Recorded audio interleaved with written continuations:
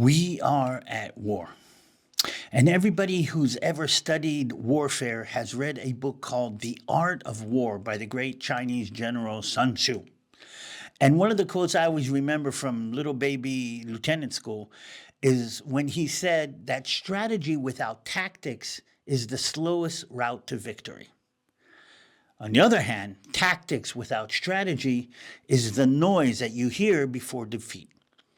I want to stress that in the wars raging across the world today, the ultimate strategy is following the Word of God, following the Bible. But what we need now are the tactics to fulfill that strategy in today's war, because today we face a new kind of war. It's not a war that's fought with swords, it's not a war that's fought with tanks, but it is a war that is fought with cameras and hashtags, headlines and algorithms. This is a battle for perception. This is a battle for influence. This is a battle for impact. But first and foremost, this is a battle for truth. And that's why we need to talk about a new art of war that is relative for today. The strategy that we are going to need and the tactics that we're going to use to win the digital, the psychological, and to win on the spiritual battlefield in arenas all across the world today. So I'm David Tal. This is the Balagan Connection. And today's subject, like we said, is the new art of war. But let me kind of connect, first of all, to where I am coming from. Listen, I'm a warrior. I've been a warrior all my life. For the last 45 years, I fought battles on many different fronts, using nearly any weapon that you can imagine, everything from a concealed 22 millimeter pistol to a 203 millimeter long-range artillery gun, self-propelled artillery gun. I've commanded tanks, I've commanded infantry, I've commanded special units. Up to the company level, I have planned, coordinated, and overseen operational execution of combat plans up to the divisional level. I've seen combat in Lebanon. I've seen combat in the West Bank. I've seen combat in the Gaza Strip. I've actually seen combat on the Sinai Peninsula before we handed the Sinai back to the Egyptians. I've held security-related roles abroad, and I've trained with some of the world's top warriors. My military journey began at 18 when I joined the Israeli army, the IDF. But the truth is I was studying war and warfare long before that. I'm an avid reader. And ever since I joined the military, I started training to become a tank commander. Then I fought in Lebanon. Later, I became an officer and returned to Lebanon, to the battlefield in Lebanon as a second lieutenant, and rose to be a company commander over the years. For the last 40 years, I've been a company commander and commanded an armored tank company in reserves, which means 30 days a year for many, many times. So I am the ultimate field commander. A modern day centurion is what I like to call myself. And studying the art of war, the mechanics of war, the logistics of war wasn't an option. It was my duty. It was something that I had to do. For decades, for years, I trained, I rehearsed, and I pushed my men and myself to be ready for the moment that we'd be called up to defend our country, to defend Israel, to defend our families. And even as the years wore on and the physical toll of being a tank commander got a little bit worse, I remember looking at the tank one day and saying, I don't remember you being so tall. I've never stopped learning, and I've never stopped preparing.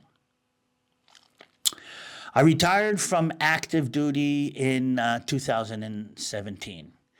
And sadly, the October 7th war, I'm going to call it the 10-7 war to draw a deliberate parallel to 9/11. And it was a war that happened to Israel after I had given up my command. But it was a war that I had studied for. It's a war that I had trained for. It's a war that I prepared for all my life. But here's the weird thing. God had a different assignment for me. This time, I wasn't called up to fight from the back of a tank with a joystick in one hand and the comm in the other hand. This time I was called to fight a different kind of war. And this is a war that I wasn't prepared for. This is a war that I hadn't trained for. This is a war that I had not really even imagined, to be clear. But for the last several months, I've been learning, retraining myself, and refighting myself to fight this war, because Israel stands today at the center of not one, but three interconnected, interwoven battlefields.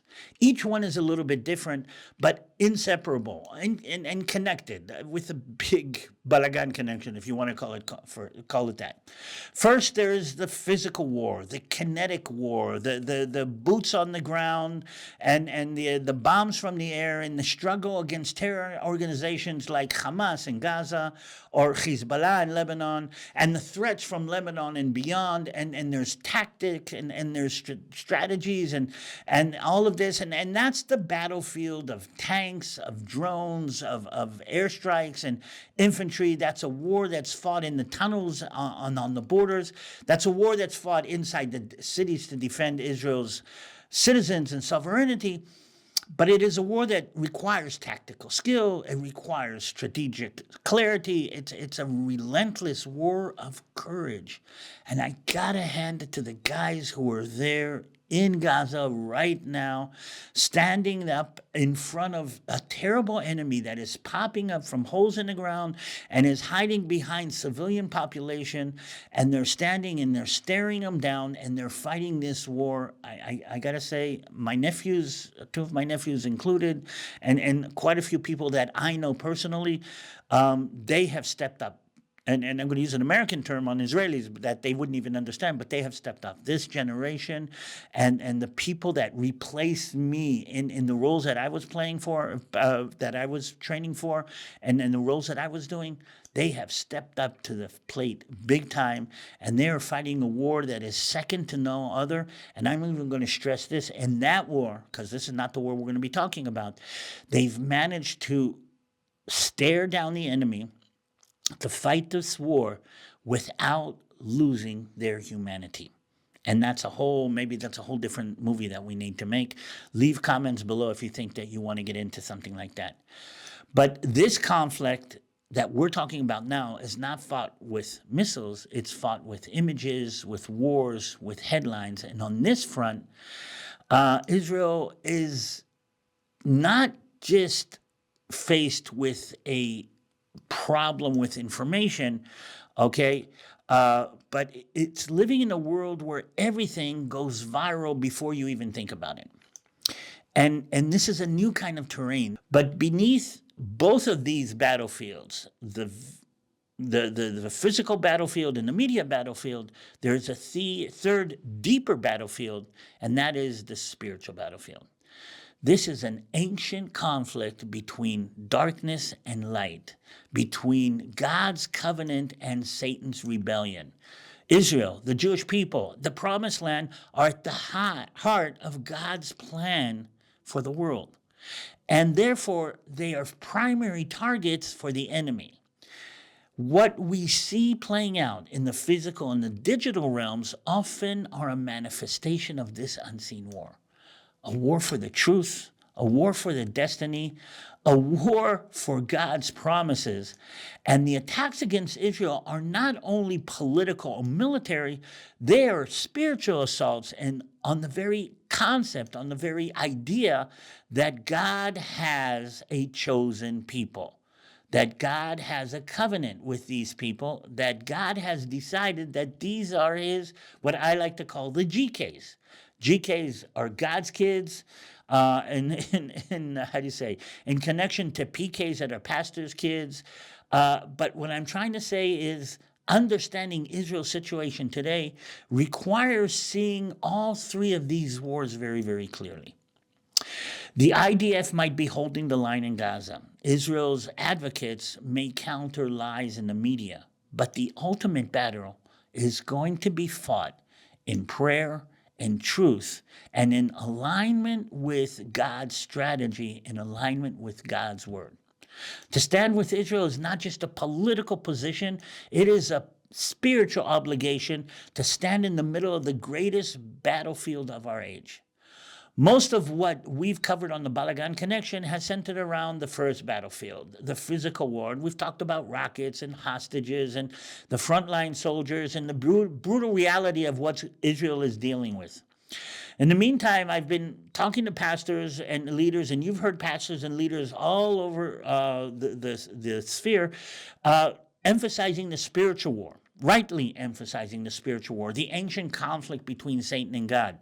And today, that's why today I want to draw your attention to the second battlefield, the one that is really, really up front and in our face right now, but sometimes it's not looked at as an actual battlefield, but is just as dangerous. I want to talk about the media war. This is not a war that is fought with bullets or battalions. It's fought with images. It's fought with words. It's fought with narratives that are shaped and tweaked. And just like on the physical battlefield, it's critical for us as warriors and as commanders and as influence, I'm going to say, to study and understand this new field of conflict. We have to develop tactics that actually will help us to achieve victory in this evolving arena. This is the arena of the information warfare.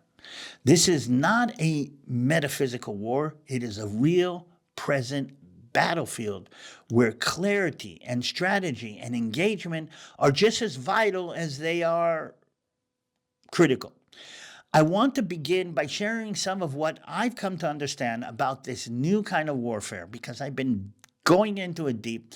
I've been trying to train myself, equip myself, prepare myself to fight on this battlefield as much as possible. I want to outline a few of the tactics and insights I've kind of put together, and my hope is to spark a broader conversation here or elsewhere with anybody who wants to talk to me about it, and with others who recognize the importance and the gravity of this kind of warfare and are willing to engage and to contribute to the mission of fighting God's war. I want to stress, we must enter this battlefield equipped properly with tools and weapons that are necessary for us to win this battle. We must carry with us a conviction that this isn't only about defending what is important to us, it's about defending what is important to God. And I want to bring an example, maybe so we understand how this battle is being fought.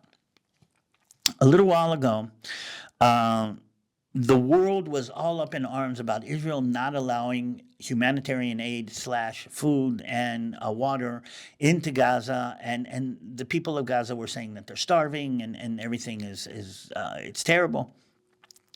And bowing to international pressure, Israel put together a couple of food distribution centers inside the Gaza Strip.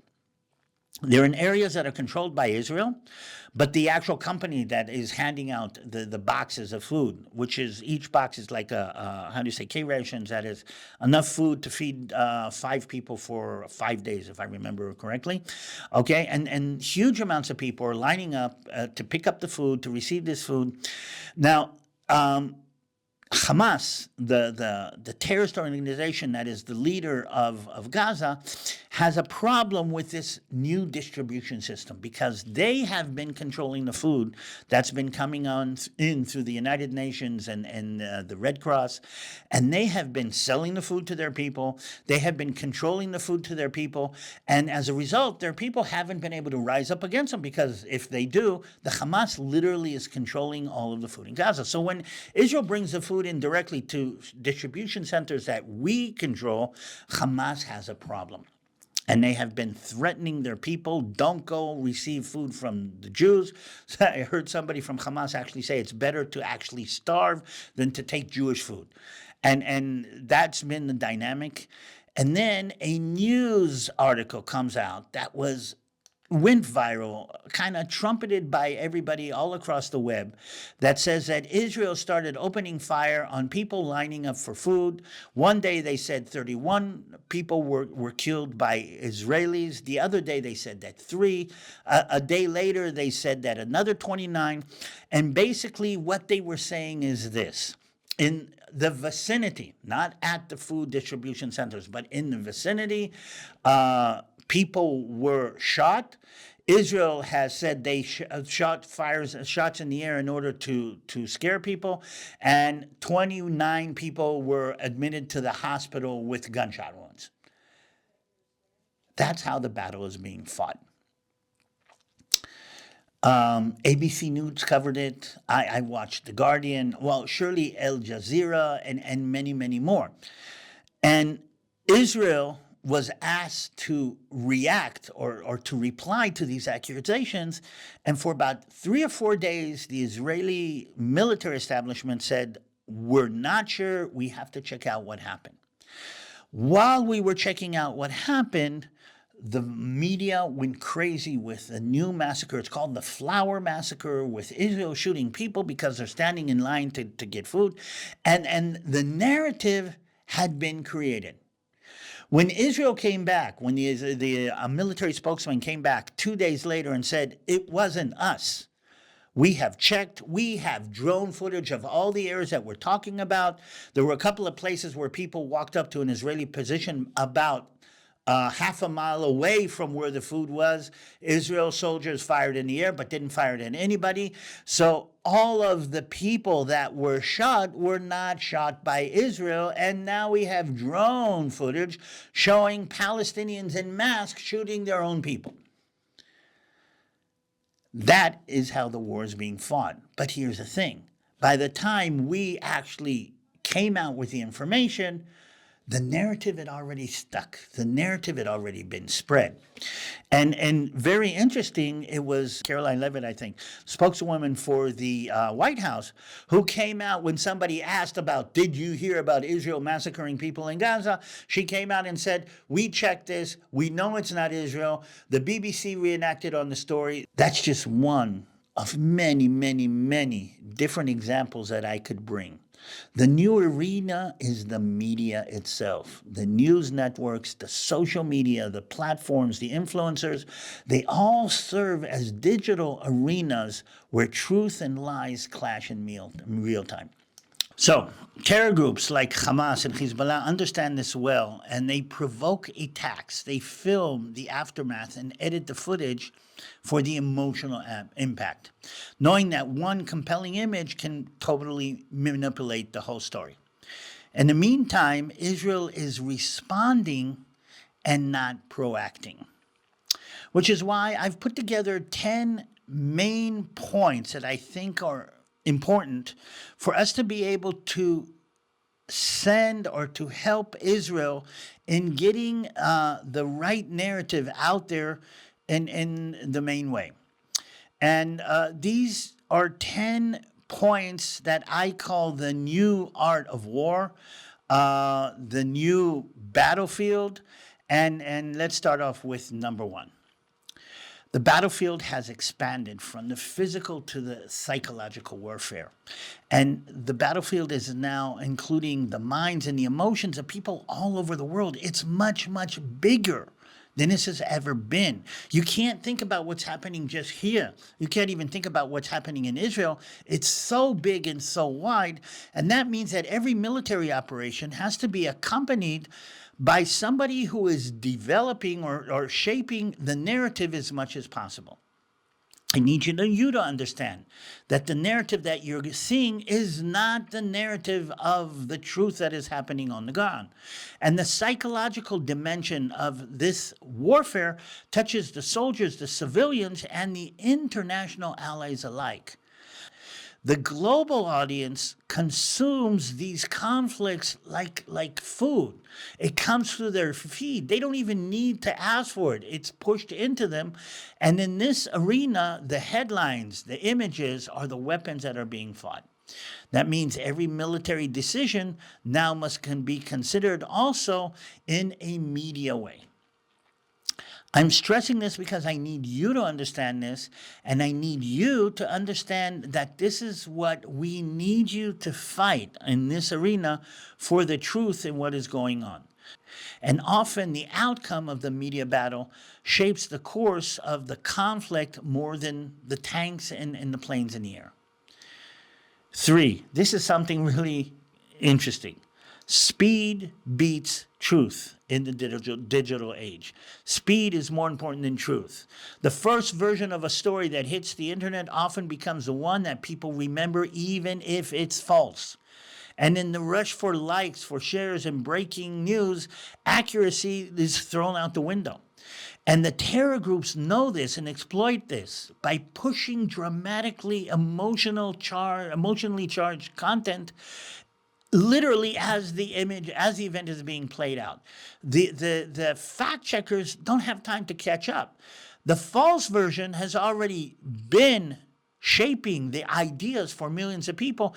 And because Israel tries to be more accurate, because it wants to verify, it wants to consult, aims for precision and truth, we are really, really losing this battle in a big way. To win this war, Israel must adapt. We must adapt. And I'm even saying this about me. I must adapt. Not by sacrificing the integrity, but learning how to communicate fast, rapidly, and effectively without waiting for a long time. You need to be a part of that. You need to share these events and share what you need, what needs to be shared and need to be pushed out as soon as it comes across. The good information has to be shared as fast as the bad information. Images evoke emotion. And the minute somebody hits the emotion, everything else is stripped away. The context doesn't matter. The backdrop doesn't matter. The history doesn't matter. What matters is the feelings that people get. And this image of all eyes on Rafah was a classic example. It is so untrue. It's not a real image. Gaza doesn't look like that. Rafah doesn't look, but it doesn't really matter. It evoked an emotion. And in this war, the emotion overpowers the truth. That's why Israel has to make sure that we push out the images that evoke the right emotion as much as possible.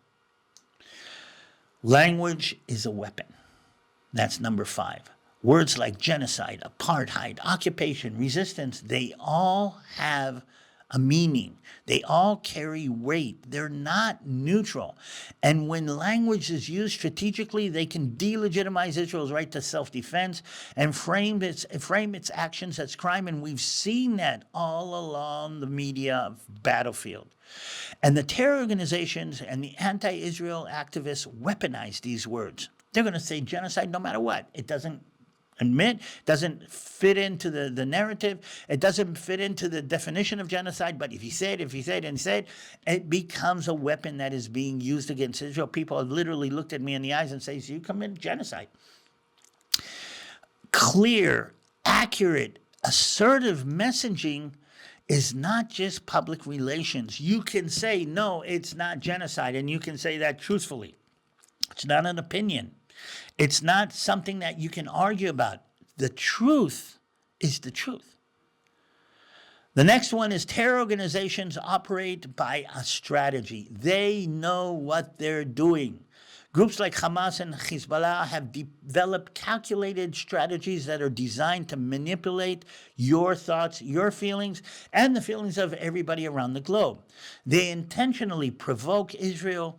They actually set up situations, I've been in them so many times, where they actually turn on the cameras just before somebody fires at an Israeli soldier, knowing that the Israeli soldier is going to get on his knee and fire back, and that's what's going to go on CNN. Their goal isn't military, it is narrative dominance. And remember that term, because that's something that we need to talk about more and more. The dominance over the narrative. We saw this in the elections. We saw this in the narrative about Joe Biden, that the left dominated the narrative about Joe Biden using social media and using the regular media. The enemy uses children and hospitals and rubble, not just as shields and not just as where they live, but as backdrops and props in this campaign. They're armed with cameras and hashtags, and they run around during the battle, literally, to take the pictures that they can edit and put it on the right way. And this is something that people need to understand. Israel is fighting both these fronts. And while we're fighting the physical battle in Gaza, and we're fighting to defend our soldiers, we're fighting to defend Israel, we're fighting to take out Hamas, we're fighting to get our hostages back, okay? The dual front war is still being waged, and Israel's successes are not always measured in operational terms, but in narrative terms. And look what's happening now in the negotiation in Gaza. Soldiers fight with weapons, but now this is a war of journalists and advocates and truth tellers. And why am I stressing that? Because in this war, you can be part of the battle. Another very interesting aspect is that neutrality is an illusion. And I'm going to even say it more. I hope I don't get in trouble for this, but neutrality is, in this case, in this event, and like many other, neutrality is a sin. In today's environment, neutrality, in many cases, is a mask. Sometimes it's used to mask something. Journalists use neutrality sometimes to angle. Okay, I'm neutral, but how do you think this happened? Or I am completely neutral. I don't have some skin in the game. And in this battle, Israel cannot afford to assume that the media outlets will treat us fairly. It must understand that the value and the agendas at play are against Israel as much as anything else, which is why building relationships, including this relationship, okay, is really, really important. It's important that you actually accept the news from the ones who do take a stand. And I'm very kind of happy that the White House did take a stand, for instance, about the story of the Gaza shootings. And it turns out that the people who are shaping the perception are also shaping the policy. And President Trump definitely knows how to do that. And last but not least, point number 10. Victory in this war depends on the truth. And who is the God of truth? It's not enough to be right. You have to be clear. You have to be fast. You have to be compelling. But more than anything, you have to be true. You have to know the truth. The truth needs to be presented in a way that resonates, and it has to be visible. But and we know hesitations are a problem. But for those who want to delegitimize Israel, turning the truth upside down is the most important tactic. And that goes against God. That is against God's will. That is against God's plan.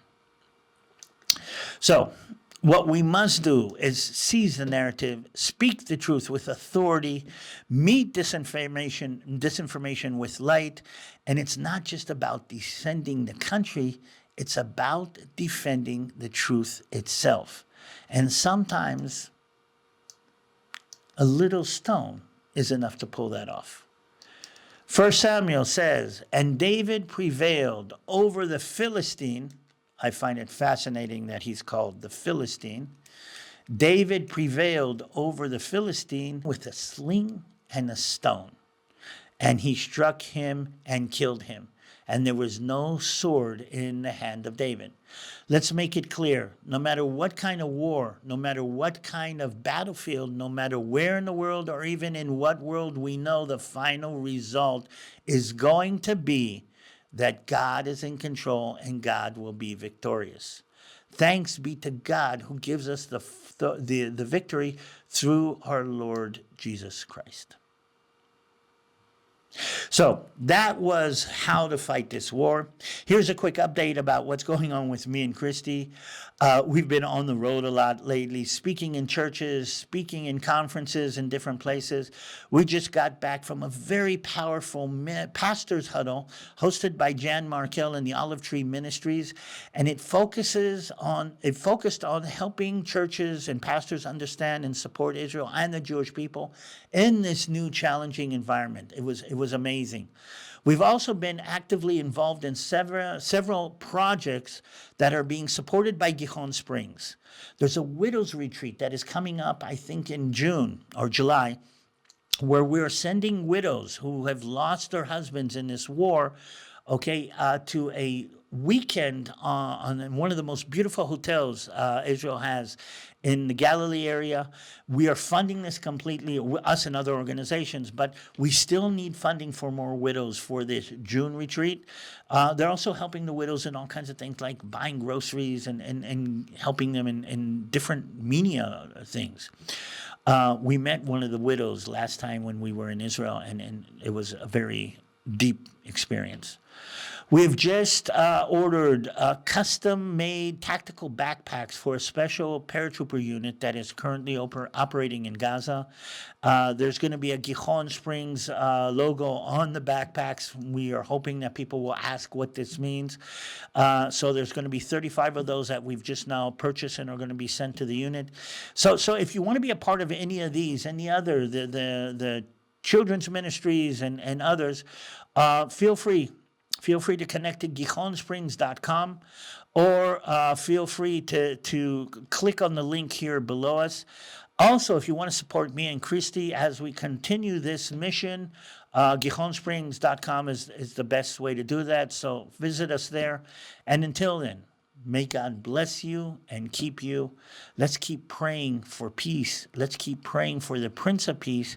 And let's keep praying for the for the day when skies over Israel are clear and open and tourists can return and I can go back to being a tour guide. This is David Tal. This is the Balagan Connection, brought to you by Gijon Springs. I hope to see you here and in Israel as soon as possible.